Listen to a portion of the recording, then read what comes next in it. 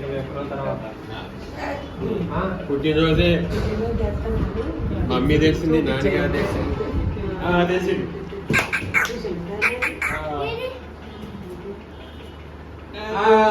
చూసిండు